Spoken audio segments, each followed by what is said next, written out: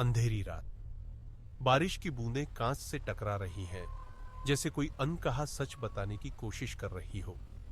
तुम अपनी कार में बैठे हो, खामोश। तुम्हारे हाथ में एक महंगा तोहफा है, रेशम के रिबन में लिपटा हुआ। तुमने अपनी सारी ताकत, सारा जोर लगा दिया इसे खरीदने में। यह सिर्फ एक तोहफा नहीं, ये एक सबूत है। सबूत कि तुम काबिल हो, एक प्रोवाइडर हो।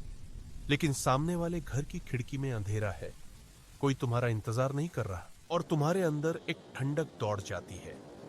यह एहसास कि तुम एक खेल खेल रहे हो जिसके नियम तुम्हें कभी बताए ही नहीं।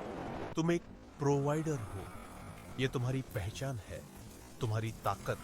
तुमने हमेशा यही माना है, समाज ने, परिवार ने, हर कहानी ने तुम्हें यही सिखाया है कि तुम्हारी कीमत तुम्हारे देने की क्षमता में है, तुम्हारी मोहब्बत का सबूत तुम्हारे बलिदान में है। लेकिन क्या हो जब तुम्हारा देना कभी काफी ना हो, जब हर सबूत को एक नए और बड़े सबूत की जरूरत पड़े। तुम एक ऐसे लॉयल्टी टेस्ट में फंस चुके हो जो जीतने के लिए बना ही नहीं है। यह कोई इत्तेफाक नहीं, यह मनोविज्ञान है। यह प्रोवाइडर का लॉयल्टी टेस्ट है। और आज हम उन 3 मनोवैज्ञानिक जालों का पर्दाफाश करेंगे जिसमें 99% पुरुष फंस जाते हैं। पहला जाल, अभाव का जाल, द स्कैरसिटी ट्रैप। यह तब शुरू होता है जब तुम्हारे पार्टनर की दुनिया में अचानक एक संकट आ जाता है। एक अप्रत्याशित वित्तीय समस्या, परिवार में एक इमरजेंसी, नौकरी का छूटना। यह संकट असली लग सकता है।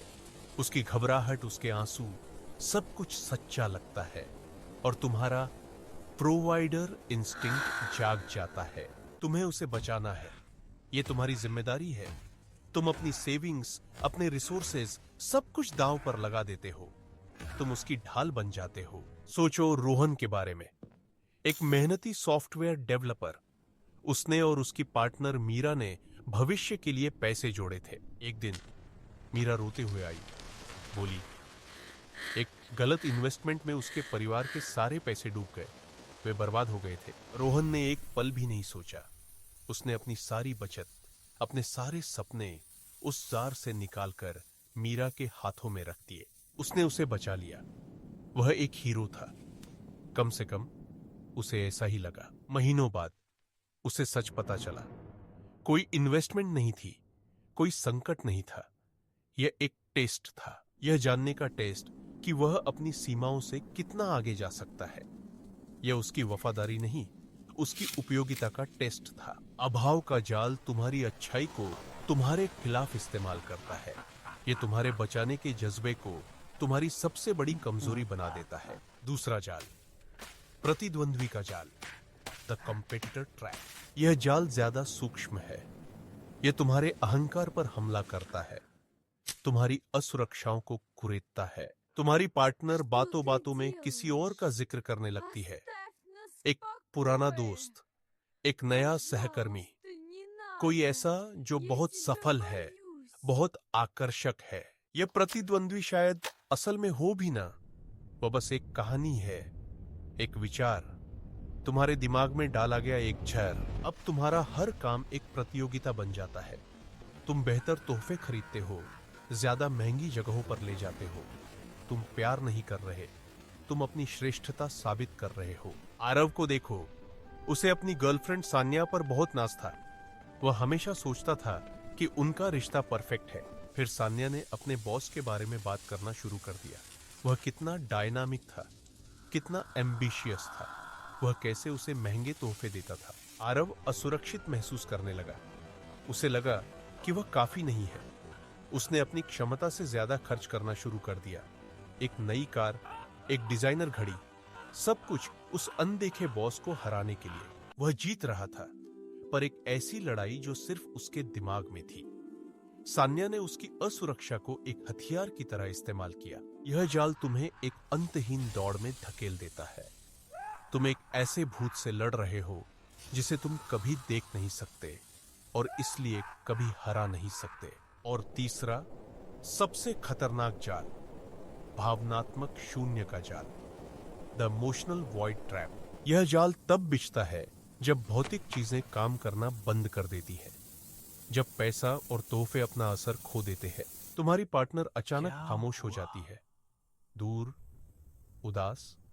तुम पूछते हो क्या हुआ, और जवाब मिलता है कुछ नहीं। यह कुछ नहीं एक ब्लैक होल की तरह होता है। यह तुम्हारी सारी ऊर्जा, तुम्हारी सारी कोशिशों को अपने अंदर खींच लेता है। तुम बेचैन हो जाते हो। एक प्रोवाइडर समस्याओं को हल करता है, लेकिन तुम इस खामोशी को कैसे हल करोगे, इस उदासी को कैसे ठीक करोगे? और फिर तुम वही करते हो जो तुम्हें सबसे अच्छी तरह आता है। तुम चीजों से उस शून्य को भरने की कोशिश करते हो। एक और महंगी छुट्टी, एक और कीमती हार। तुम उसकी खुशी खरीदने की कोशिश कर रहे हो। कबीर की कांजा है। कबीर की कहानी यही थी। उसकी पार्टनर अनन्या ने उसे भावनात्मक रूप से दूर कर दिया। वह घंटों चुप रहती, चाँद को देखती रहती। कबीर ने सब कुछ आजमाया, बात करने की कोशिश की, उसे हंसाने की कोशिश की। अंत में उसने पेरिस की टिकटें बुक की। एफिल टावर के सामने वह उसे प्रपोज करेगा। पेरिस में अनन्या मुस्कुराई, कुछ देर के लिए। लेकिन कबीर को पता था कि यह मुस्कान असली नहीं थी। यह एक और परफॉर्मेंस थी। उसने उसकी खुशी नहीं खरीदी थी। उसने बस कुछ देर के लिए उसकी उदासी को किराए पर ले लिया था। यह जाल सबसे ज्यादा थका देने वाला है, क्योंकि यह तुम्हें यकीन दिलाता है कि तुम एक अच्छे पार्टनर नहीं हो, कि तुम्हारी भावनात्मक गहराई कम है। तो तुम क्या करते हो? तुम इन जालों को कैसे पहचानते हो?